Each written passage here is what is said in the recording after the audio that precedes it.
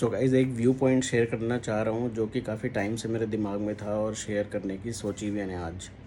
वो ये कि जब भी आप रियल एस्टेट में इन्वेस्ट करना चाहते हैं तो उसमें जो इश्यूज़ आते हैं वो प्रैक्टिकली लोग सोचते नहीं हैं, लेकिन जब एक्चुअल में उसमें घुसते हैं या फर्स्ट टाइम अपनी प्रॉपर्टी लेने के लिए जाते हैं तो फेस करते हैं। हुआ ये, रिसेंटली मेरे एक फ्रेंड है, उसने प्रॉपर्टी फाइनलाइज़ करी गुड़गांव में। और जब वो उस प्रॉपर्टी के नेगोशिएशन करने के लिए गया, जिस भी डीलर के थ्रू वो डील कर रहा था, उसके बाद सारा उसका जो टिकट साइज़ था वो सब डिसाइडेड था कि 2 CR के लगभग प्रॉपर्टी थी। और वो जॉब में है, उसका सारा पैसा, टैक्स ब्रैकेट भी 30% टैक्स ब्रैकेट में है, उसका सारा पैसा वाइट का है।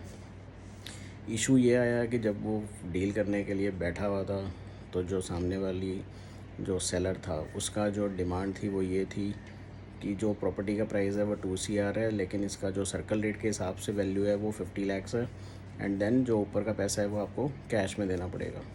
अब इशू ये कि जो आपका बैंक में पैसा रखा है, आप प्रॉपर्टी ख़रीदने के लिए पहले उसको कैश में कन्वर्ट करेंगे फिर प्रॉपर्टी लेंगे, और इतना कौन सा बैंक से आपको कैश विड्रॉल परमिटेड है कि आप उसको पैसे को निकाल के रियल एस्टेट में इन्वेस्ट करेंगे।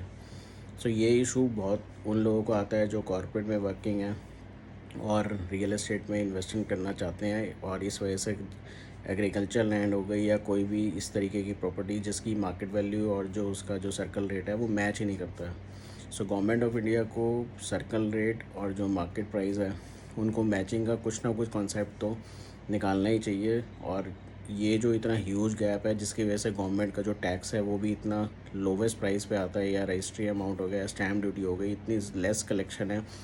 50 करोड़ की प्रॉपर्टी के जो पेपर्स होते हैं वो 10 करोड़ के भी नहीं होते। तो गवर्नमेंट का जो ये लॉस है इससे गवर्नमेंट को भी फ़ायदा होगा। मेरा ये व्यू पॉइंट है, आपका व्यू पॉइंट कमेंट्स में शेयर करें।